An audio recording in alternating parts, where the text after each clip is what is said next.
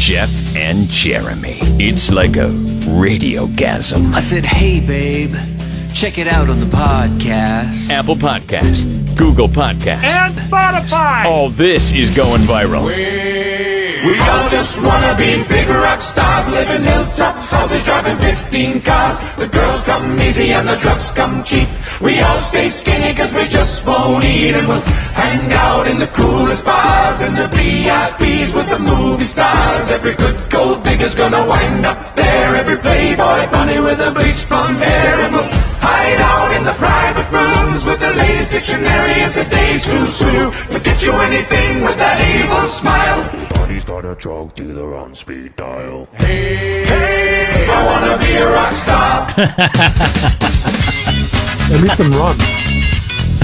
I needed to hear that one more time. One more time before we wrap it up. I feel like I need to have rum. You know, that after warmth that you get from rum in your throat and all over your body. In your belly, yeah. Like I have that now.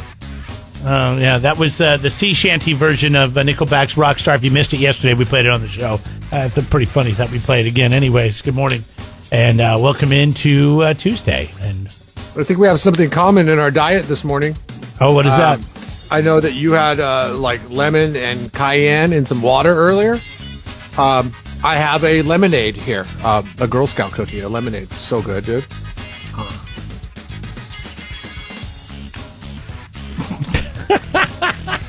Tasty. You're just pounding Girl Scout cookies. I guess that's one of the benefits if you're what do you call yourself, a den father? No, I'm not. I'm just by association. Look at those. Look at all those Girl Scout cookies behind me. Look at your screen right now. Oh my gosh, that's awesome. Each one of those is a case. I mean, it's a good thing you're not a pot smoker, because you could get the munchies, and next thing you know, eat half your profits in one afternoon. I know, it's crazy. You've never had a lemonade cookie before? Yes, I think I have. I think it's been a while, but I think I have. Yeah. Oh yeah, look at that. Pretty good, That's tasty, huh? Why are you ignoring me? Why you got to ignore my screen, bro? Well, yeah, I'm trying not to look at that because I'm trying to be good. You don't understand this. My wife got me on this new thing. I for metabolic something diet, and so we start off with some warm water with half a squeeze of a lemon and some cayenne pepper, and she puts honey in hers. And then you drink that, and then 30 minutes later, you get to have some blueberries and spinach, pretty much blended up together with some flaxseed and other stuff. And then my big reward today is I get a piece of cod or salmon at lunch with some grilled vegetables. And then for dinner, I get another smoothie. Oh, and in between, I can have some bone broth, which I told you yesterday is the worst thing I've ever tasted. Animal bone tea is what I call it. Animal bone tea, yeah. Animal bone tea. Yum. I mean, love that. Animal bone tea. Have you ever had a bone marrow burger or bone marrow anything? Have you ever had bone marrow anything from a cow? I think once you took me to one of the hip places in town. Yeah, we had bone marrow toast. I asked for butter on my bread, and they said, no, we have bone marrow. And I'm like, they have butter, but they did bring us these crostinis or toast, and you spread bone marrow on it. And I've had a bone marrow burger. Where did I have the bone marrow burger? I think it was at, it was the burger place downtown that is... Eureka. Yeah. I've had it there, and I had it somewhere else. And it's kind of what a Buttery Jack reminds me of. It's like, then I've had it one time, I had the Buttery Jack. And so it's just this real greasy, oily, but a lot of flavor, I guess, burger. And you get the bone marrow. And that's what the beef stock, or beef bone broth tastes like. We made hamburgers last night. And this is what I like to do with my hamburger, is the leftover grease in the pan, I like to scoop it out with a spoon and drizzle it on my hamburger. Because nobody else is going to get that. You know, it's got that brown stuff, like the blood that comes out of the burger. It turns into this like kind of, I don't know, like a gelatin type thing, but it's actually, I don't know what it is, but you drizzle that on your burger for some extra flavor. Yeah, it's just the drippings from the burgers. Yeah. Just the drippings from the burgers. Yeah. I'll do that. And then I'll also put it on my fries too. Is that weird? No, I think it's very normal. Whenever I cook a chicken or a tri-tip or something, that I collect the juices from when it rests. You know how you wrap it up in foil so it rests? And then I'll take all those juices after I slice it and put it on a plate, and I'll just drizzle them right over the top like gravy. Yeah, it's like a gravy, man. Gotta It's awesome. It's incredible. It's nature's gravy. That's what I call it. Nature's gravy. That's what That they said should when be I a asked for product the you butter. should invent. Jeff's Nature's Gravy. Some people might When I think asked for it's gross. butter, they said, "No, we just have Nature's Gravy, man." So, oh gosh, that threw me Hey, off. I forgot what we were going to speaking talk of- about now. A woman has taken your job away from you. She has figured out the best fast food pairings for wine. Have you heard about this? No, I have not. This is new to me. It's because this is two things that you know and love. But now that you're drinking pepper and lemon and water, I don't think you Cayenne no longer pepper, have yeah. the qualifications to do this. But she did. She paired your favorite fast food items with wines, and we'll get to what those pairings are like coming up. Jeff and Jeremy here. We're on Instagram, Twitter, and Facebook at Jeff and Jeremy. You can call, chat us up on the text line, 805-543-3693. Those are the 805 beer lines.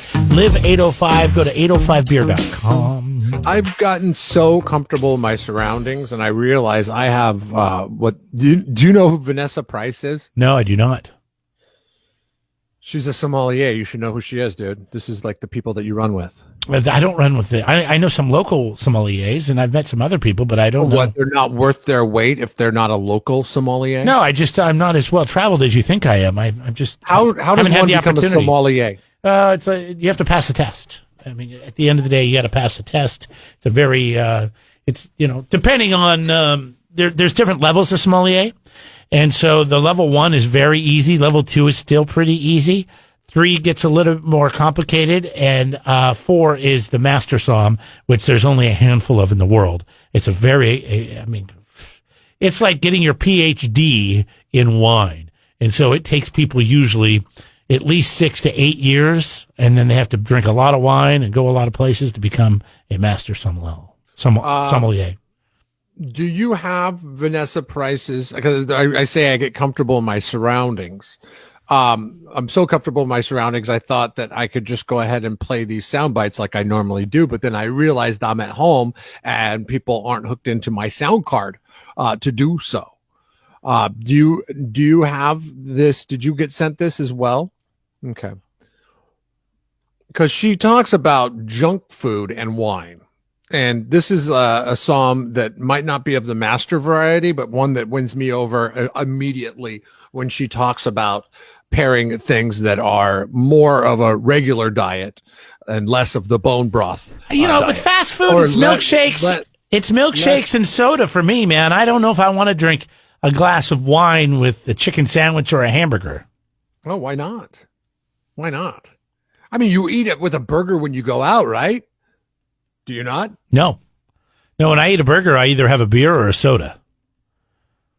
Or an iced tea, maybe? But Well, not you gotta one. Listen to what she has to say with the Big Mac. All right. Here she is talking about the Big Mac burger. Red Burgundy, it's got the same zesty sort of savory profile as the sauce in the Big Mac. And you want a little bit of a tannic profile, which is what protein needs, and you're going to get that from the red wine. And a Pinot Noir has just a right amount of restraint to sort of make it all work together. Balance. Exactly. So she's saying you should drink Pinot Noir. And you normally get Pinot Noir like in, Edna Valley, Santa Barbara County. It's a cooler climate wine usually. You can find it a little bit in Paso Robles, but most of this stuff is grown down to the south of the Great. Pinot, no ear, right? Pinot Noir or Pinot no ear. Noir. Now, Nor. How would you? Nor? Here's the thing. I want a glass. If I want anything besides a soda, besides a Coke, I want a glass of milk. An ice cold glass of milk with a Big Mac is the best pairing I think there is. And I don't know. It's probably the fat and the grease that the milk helps break down when you drink it. You don't help break down fat with more fat. Yes, you And do. Milk is the only drink that has fat in it. It's the only kind of fat I like to drink. Or a milkshake. Milkshake is the best. Come on. I would much rather have a vanilla milkshake and a Big Mac than a Pinot Noir. Save the Pinot Noir for, I don't know, your salads or your chicken. can I save it for wanting to get a buzz? And what if I don't eat salads or chicken? What if I only eat Big Macs? I mean, hell, we got to introduce my side of the population into the wine drinking category too, don't you? You want to make some money on that wine. When it comes down to your drink costs more than what your meal is, I think that's where you have the main issue. That's pretty weird. Why? Why is that an issue? Because right now you get 2 for $6 Big Macs at McDonald's, and I'm pretty sure you can't get 2 glasses of they make wine for $6? Charles Shaw in a Pinot Noir? I don't know. I've only heard of the $2 Chuck. There's more here. Do you want to hear more? Talking about. How about a peanut butter and jelly sandwich? It says skip the milk and go right to Lambrusco, which I believe is a sparkling red wine. Let's hear the good. So you got bitterness from PB&J, you got sweetness from jelly, you got this chewy sort of chunky element from it all together with the bread. The sweetness goes with the PB&J, and then the bubbles wash it all clean. Mm-hmm. She made the noise like you like to make. Where do you think I get that from? I get that from my people that drink wine. The sommelier that you run around with. We're going to share this, by the way. My favorite snack in the world, and I polished off a whole bag of them the other night, and I felt really bad about it, but I was catching up with old friend John Cleese, because I got 7 episodes into the newest season of Cobra Kai, and that is the Cheetos. Finished off a whole bag, brother. Have you tried the jalapeno Cheetos yet? No, I don't like that. I don't like any of that variation stuff. Oh, I want pretty good. The original. It's pretty good. I had it. I've tried it, yes, and I didn't like it. Wines that go good with your Big Mac.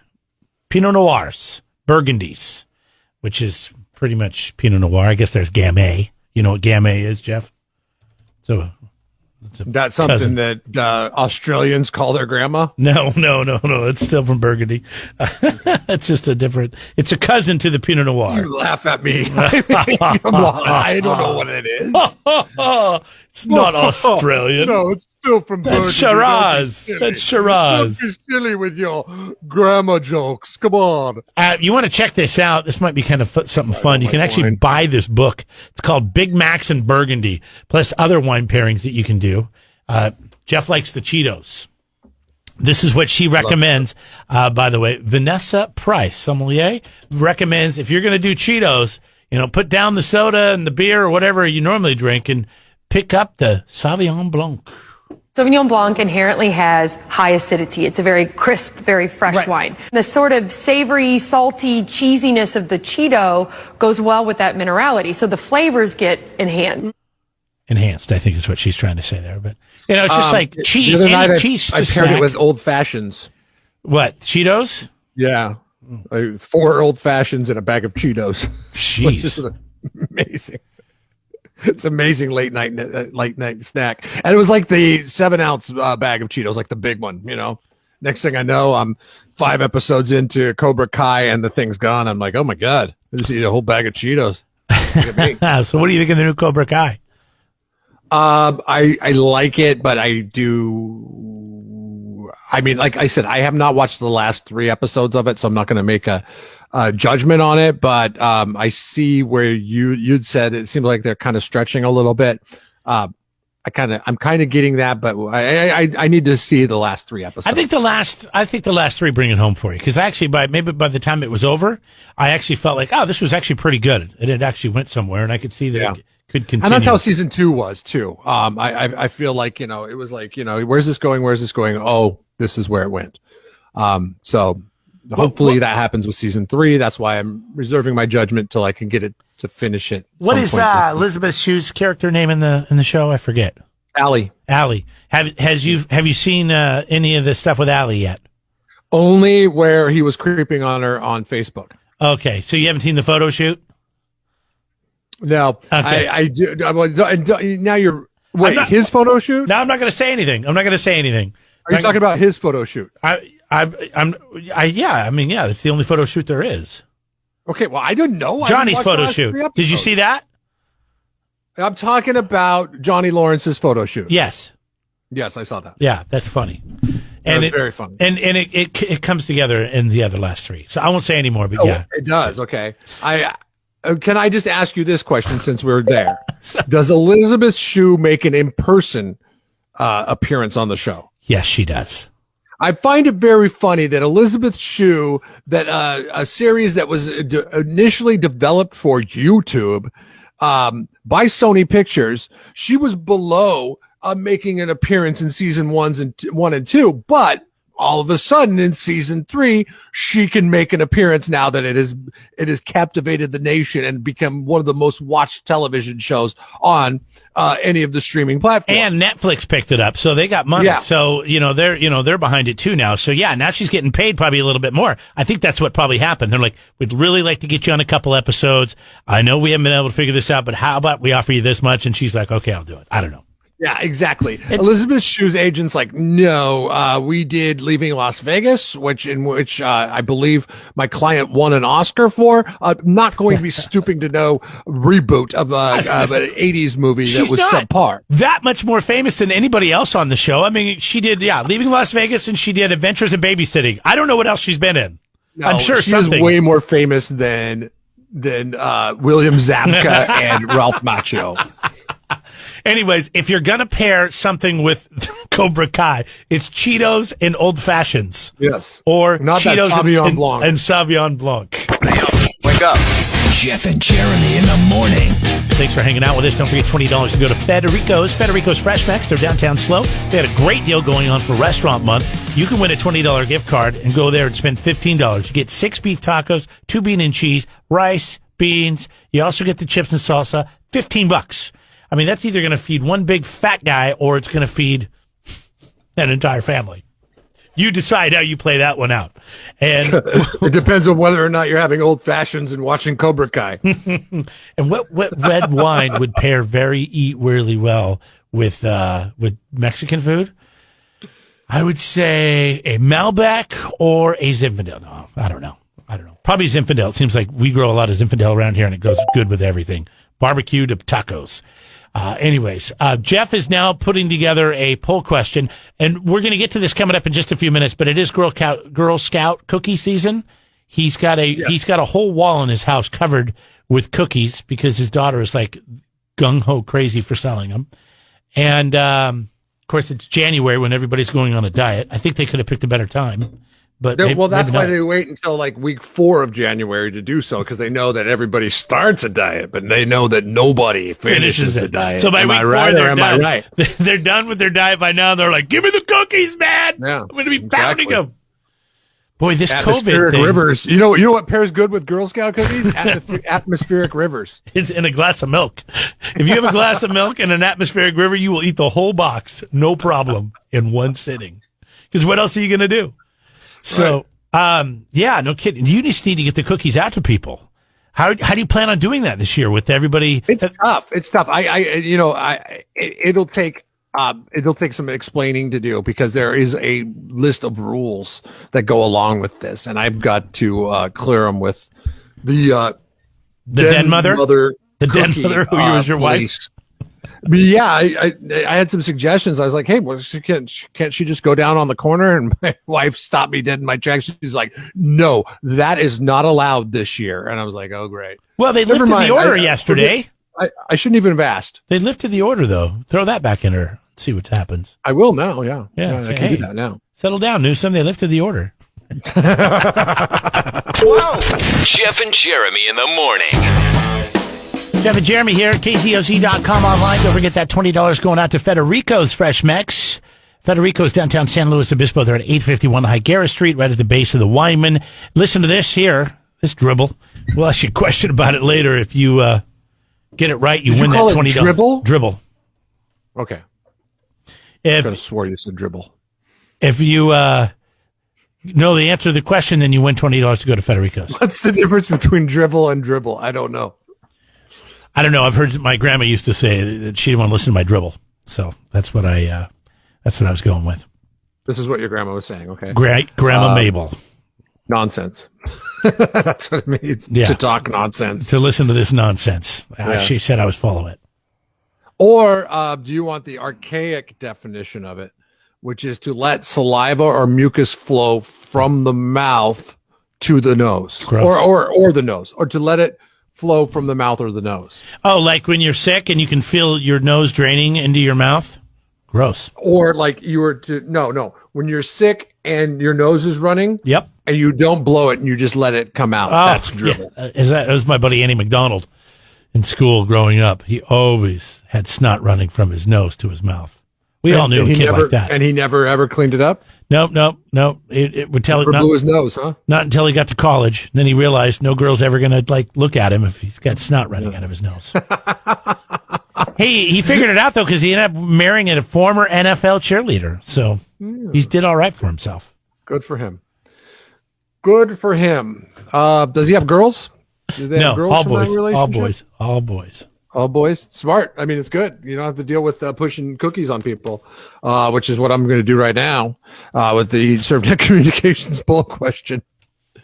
What is your favorite Girl Scout cookie? What is your favorite Girl Scout cookie? I'm not even going to go through the list. You could get over to KZZ.com and go through the list. It's a long list. Oh, I don't even know. But I mean, right now, it's off the top of my head. It's the Sumos or the Caramel Delights, I think is what they call them now. Sumos? What were sumo? What were they called for a long time? The Caramel Delights. Samoas. Sorry. Samoas. Yeah, I'll just stick with Caramel Delights because that's what it is. My wife's favorite is the Thin Mint, and she's a glutard. It means she can't have gluten, so she's gluten free. She's very upset with the Girl Scouts that they have not come up with a gluten free Thin Mint yet. If that was the case, she would probably buy boxes of this stuff. I would imagine if you're on a diet, because we've been talking about this since it's a lot of people are. Sorry, I keep bringing it up. I know it's hurting your business plan, but I'm going to help you out here. Nobody's on a diet, just you. No, listen, everybody's on a diet. 26 days into January, everybody got fat for COVID. All right, just everybody's you're trying 3 weeks late. Come on, doesn't mean anything. Everybody's trimming their COVID fat. That's all I'm trying to do. But these will keep for a long time, right? I mean, I could buy them from you, put them in the cupboard, and then mark a date. I don't know, April 15th, and on April 15th, I can go and eat those cookies, and they're still going to be just fine, aren't they? Yeah, I'm looking at a box of them right now to see what the expiration. Oh, don't look at that date because they're going to probably put next week on there, so you eat them as fast as you can. No, it's 22. Oh, so I have good. They're till good next till year. March of 22. Yeah, okay, so I have a year to eat them. Mm-hmm. And some people like to put them in the freezer, and that probably even helps prolong the life a little bit more. Right. So the question is, what's your favorite cookie? Yeah, and I got to agree with your wife on this. Is like, why wouldn't they take so? Hands down, the two most popular, because I could just go based on what we had to order to fulfill our orders, right? Right. And we ordered hands down the most Thin Mints and the most Caramel Delights. Why would Girl Scouts then take a different cookie altogether, one that they don't even offer up outside of the gluten-free spectrum, and that is the chocolate caramel, and be like, okay, our gluten-free offering is going to be the chocolate caramel? Because why wouldn't you just take one of the most popular ones that you have, the Thin Mint or the caramel, and do it that way? Is it caramel or caramel? Caramel. Sorry, it's the same thing, Jeff. I misspelt it. I misspelt it on the. I called it Caramel Delights on the poll. Is it caramel and caramel spelled exactly the same? People just pronounce them different, like potato. No, Carmel, California is spelled Carmel. Caramel on the cookie is Caramel. Oh, okay. So anyways, I think they took the caramel and they put it on there because people love those caramel delights. And, they figured, hey, here's a caramel cookie for you that's gluten-free. But you're right. Thin Mint should be gluten-free. You would think if you would take the most popular cookies and make them gluten-free. I'm surprised they've been after this now for at least 4 or 5 years. I believe they've been making Why would you just take one that's well, I guess we have to have a gluten-free offering. Let's make a chocolate chip and caramel one and then call it a day. Okay, we're fulfilling the gluten-free end of the spectrum. Why not just take the ones that are the most coveted, and that's the Caramel Delights and the Thin Mints, and make those gluten-free? You told me versions. You told me about some new cookies they came out with. I don't know if it's brand new, but s'mores is something that it hasn't been around forever. I know that was an original. Years, yeah, it's been around for a few years. And then something about cinnamon toast. Is that what it's called? Toastiers. Toastiers? Toast -YAYS. Like, yay! Oh, gotcha. Okay. Any other new cookie that they're debuting this year? No, the Toastier is what gets the nod this year. Last year was the lemonades. My God, I had one earlier this morning in front of your face. It's just a lemon cookie. Gosh, it was so good. I love the lemon. I love the lemon desserts, all of them. So they used to have these they have the peanut butter sandwich ones that you were saying yesterday were like Nutter Butters. They used to have lemon ones that were so good. They were so good. And they ditched the lemon ones altogether for these lemonades. And I was skeptic at first. Okay. I was like, hey, I don't know. You guys took away a pretty good cookie here. And then the lemonades, oh my gosh, so much better. So much better. We can't buy these cookies out in front of a grocery store anymore. That's not how it's going to happen this year. No, there's so many rules that we got to get. So how did we get them? How do we get to them? How do we get these cookies? So you have to know somebody. I know you, but I mean, if other people are listening, don't know anybody. Text me at 805-543-3693. I'll do what I can to fulfill your orders. Oh boy, what are you going to win a trip this year or something? You trying to win a trip? What is the number one Girl Scout get? It's never a trip. It's always like a pillow. 805-543-3693.